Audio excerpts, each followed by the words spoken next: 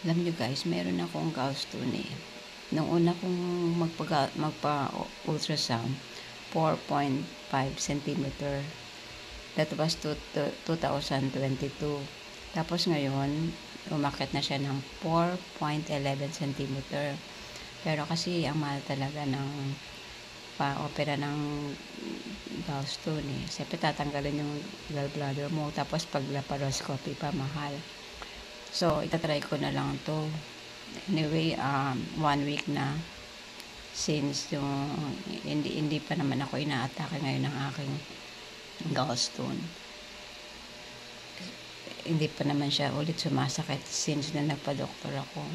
So, maasa na lang ako na sa awa ng Diyos, magagamit ng SBG para lumiit naman yung aking gallstone kasi mahirap talaga pag wala ka talagang pera pang opera.